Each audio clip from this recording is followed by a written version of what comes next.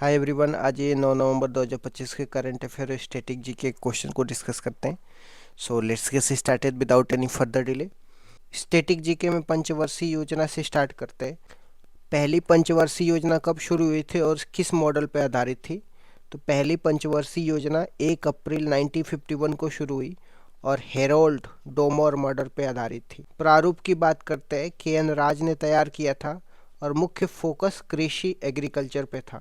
लक्ष्य इसका 2.1% वृद्धि का था और प्राप्ति 3.6% हुई थी। दूसरी पंचवर्षीय योजना 1956 से 1961 के प्रमुख बिंदु क्या थे?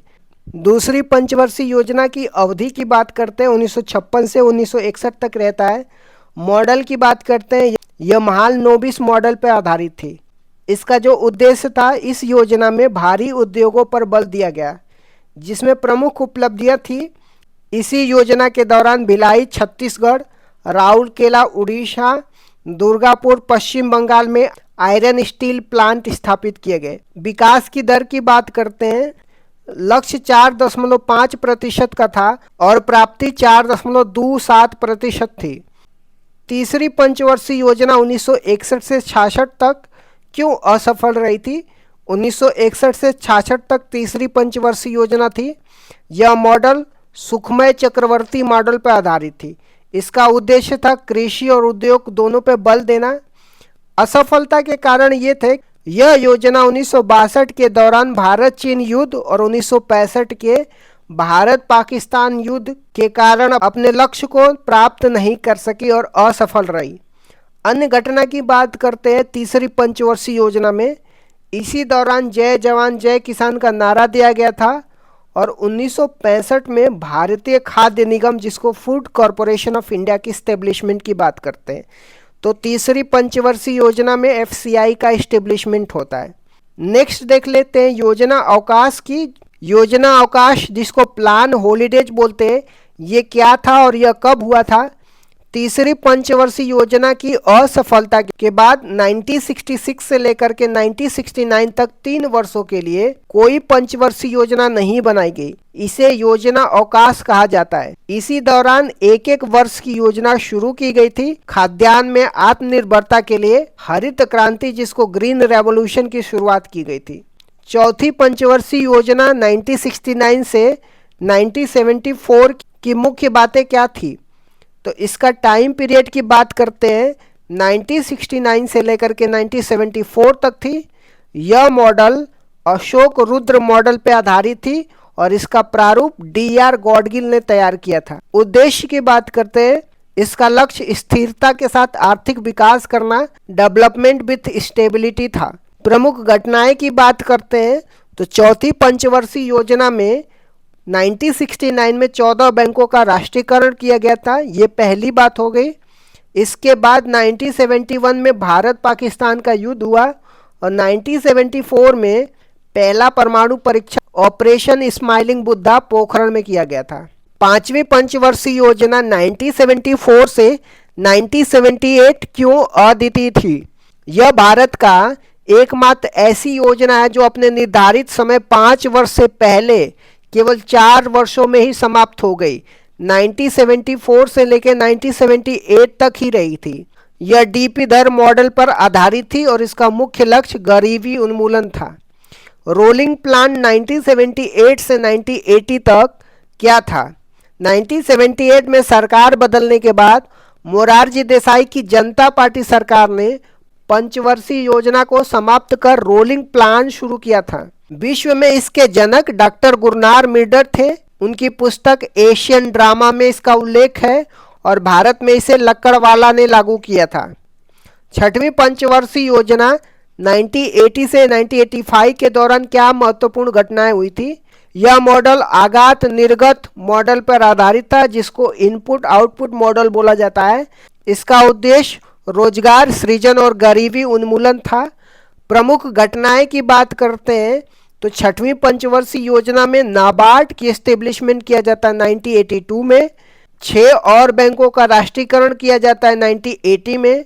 ऑपरेशन ब्लू स्टार और ऑपरेशन मेघदूत 1984 में चलाया जाता है। ऑपरेशन मेघदूत सियाचिन पर कब्जा करने के लिए। सातवीं पंचवर्षीय योजना 1985 से लेकर के 1990 तक क्या नारा था? इस योजना का प्रसिद्ध नारा रोटी रोजी और उत्पादकता या भोजन काम और उत्पादकता था।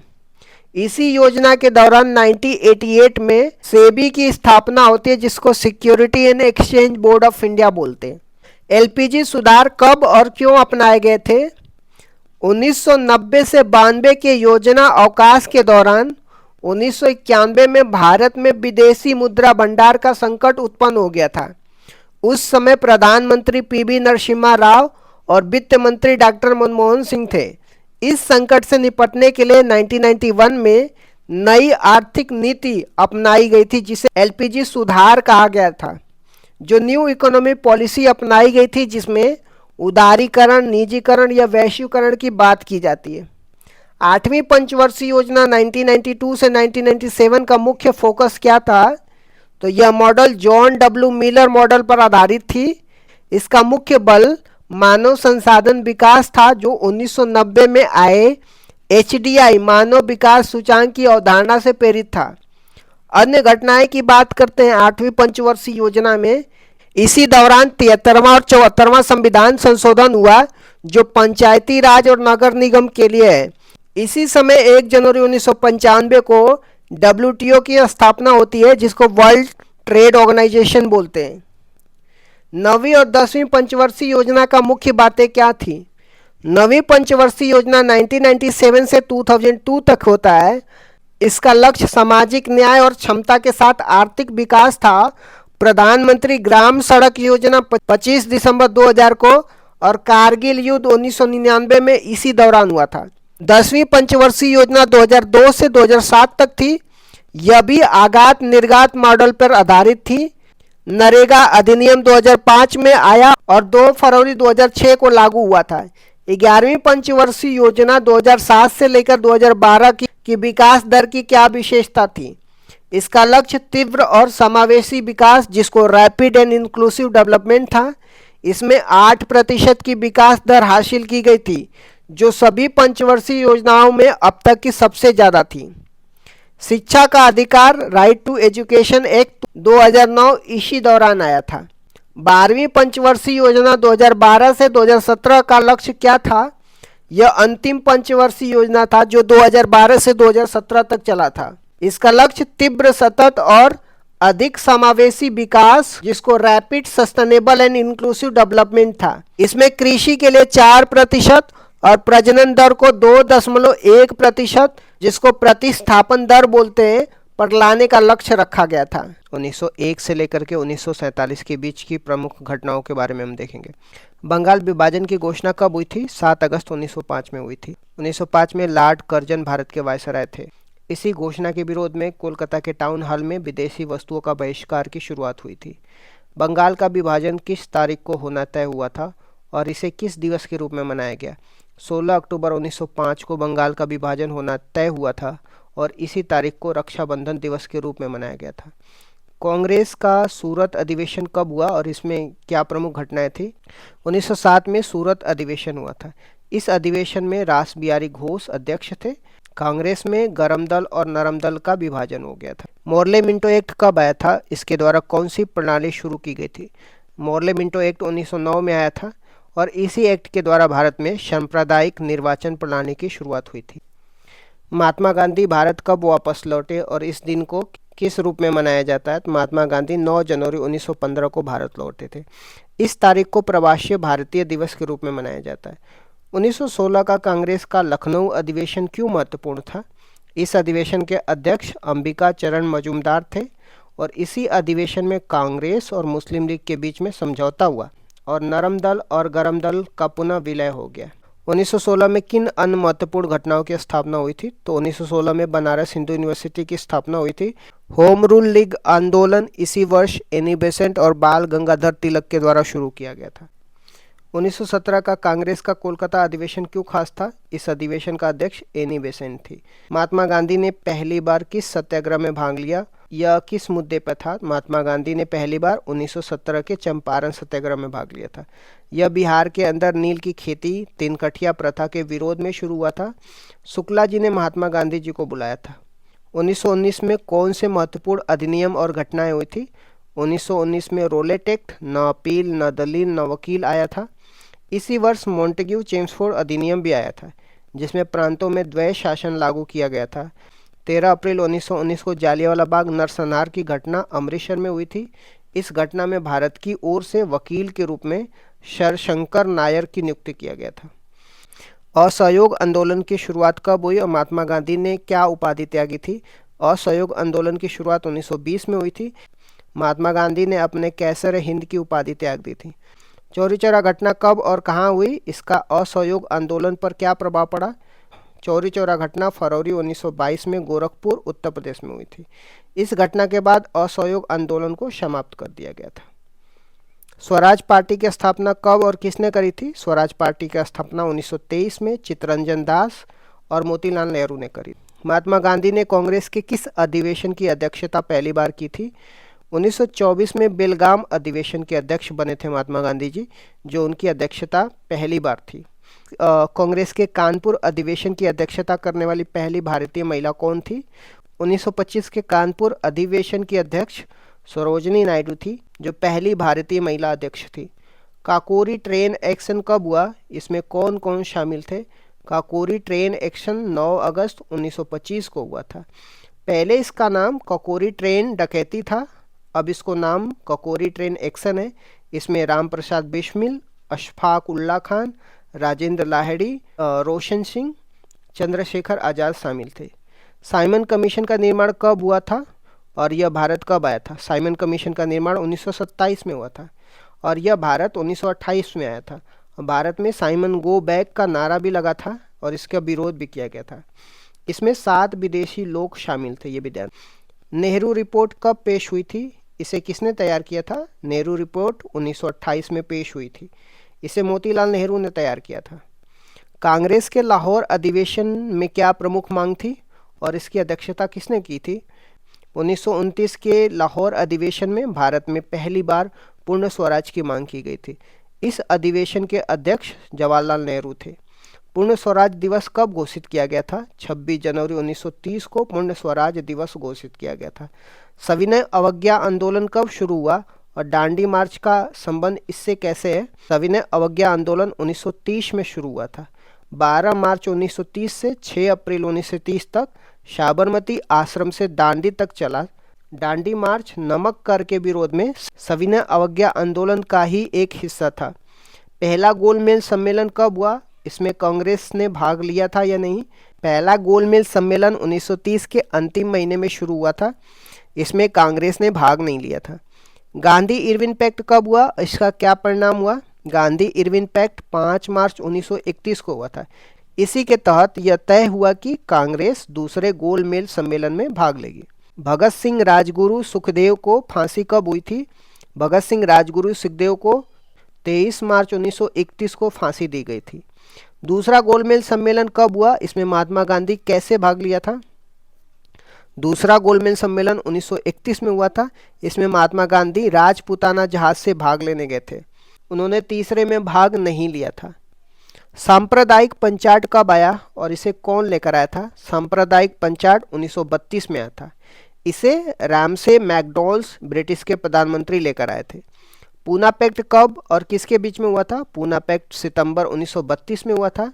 यह महात्मा गांधी और डॉक्टर भीमराव अंबेडकर के बीच में हुआ था। अगस्त प्रस्ताव और व्यक्तिगत सत्याग्रह कब शुरू हुआ और व्यक्तिगत सत्याग्रह के पहले व्यक्ति कौन थे? अगस्त प्रस्ताव 1940 का था। व्यक्तिगत सत्याग्रह आंदोलन भी इसी वर्ष हुआ था। विनोबा भावे व्यक्तिगत सत्याग्रह के पहले व्यक्ति थे। भारत छोड़ो आंदोलन कब शुरू हुआ? उस समय भारत के वायसराय कौन थे? भारत छोड़ो आंदोलन 9 अगस्त 1942 को शुरू हुआ था। इस समय लिलिंथो भारत के वायसराय थे। इससे पहले ऑपरेशन जीरो हावर शुरू हुआ था और करो और मरो का नारा भी दिया गया था। कैबिनेट मिशन का निर्माण कब शुरू हुआ? इसके सदस्य कौन थे? कैबिनेट मिशन का निर्माण मार्च 1946 में शुरू हुआ था। इसमें Pethick Lawrence, Alexander Stafford Cripps शामिल थे। यह भारत में संविधान सभा बनाने के लिए आया था।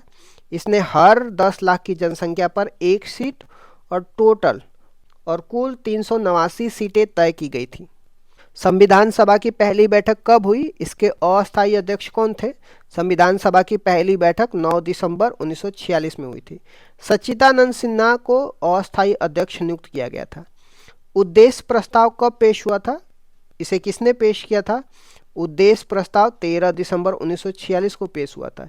इसे पंडित जवाहरलाल नेहरू ने पेश किया था और 22 जनवरी 1947 को इसे स्वीकार किया गया। माउंटबेटन ने भारत पाकिस्तान विभाजन की घोषणा कब की थी? माउंटबेटन ने 3 जून 1947 को यह घोषणा की थी कि भारत और पाकिस्तान दो अलग राष्ट्र होंगे। भारत का स्वतंत्रता अधिनियम कब पारित हुआ था? भारत का स्वतंत्रता अधिनियम 18 जुलाई 1947 को पारित हुआ था।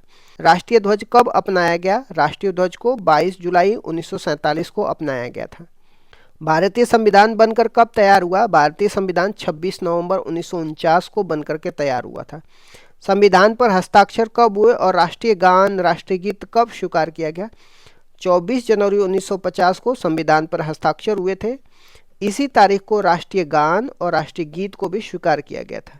भारतीय संविधान कब लागू हुआ? 26 जनवरी 1950 को संविधान भारत में लागू हो गया था। संविधान के कुछ आंशिक अनुच्छेद, टोटल 16 अनुच्छेद इस तारीख को लागू हुए थे। यह बात अनुच्छेद 394 में लिखी हुई है। इसमें नागरिकता भाग 2 भी शामिल है।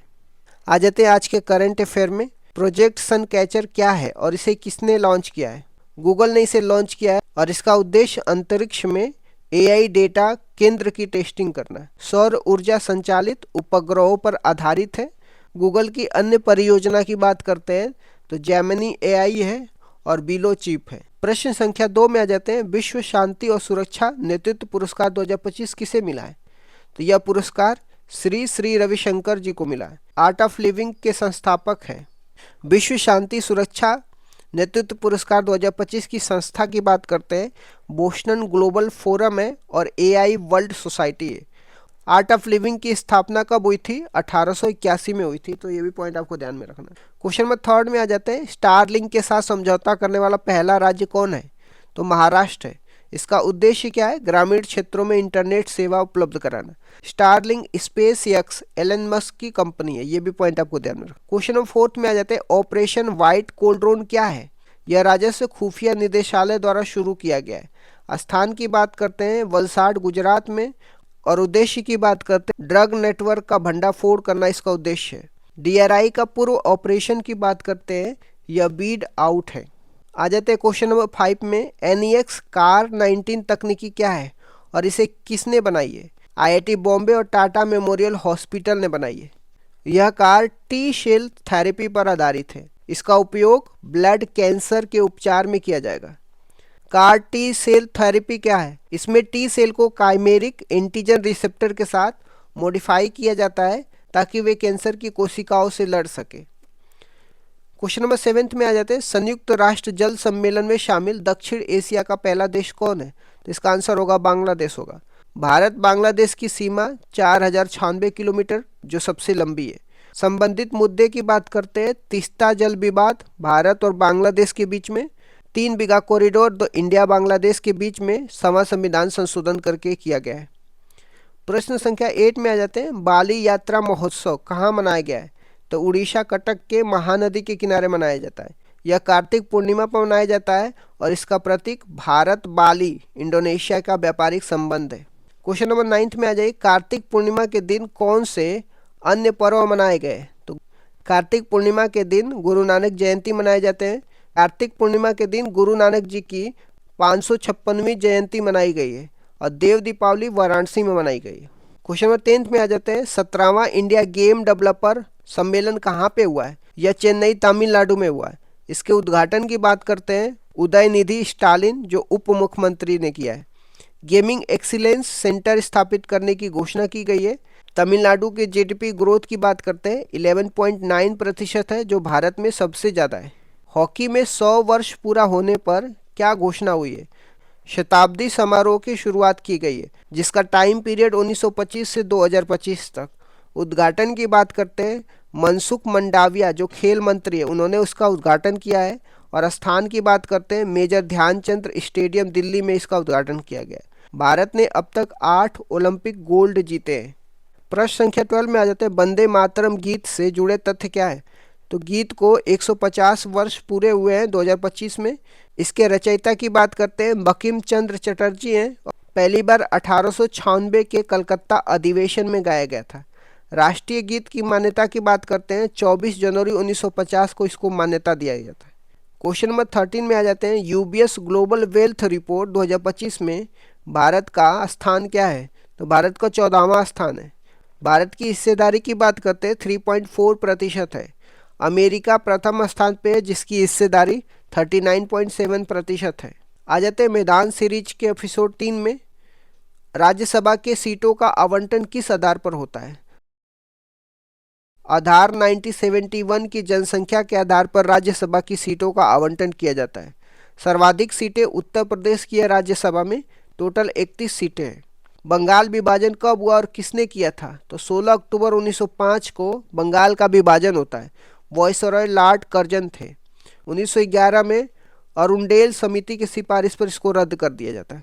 विश्व ओजोन दिवस कब मनाया जाता है? 16 सितंबर 1987 में मॉन्ट्रियल प्रोटोकॉल पर हस्ताक्षर किया जाता है।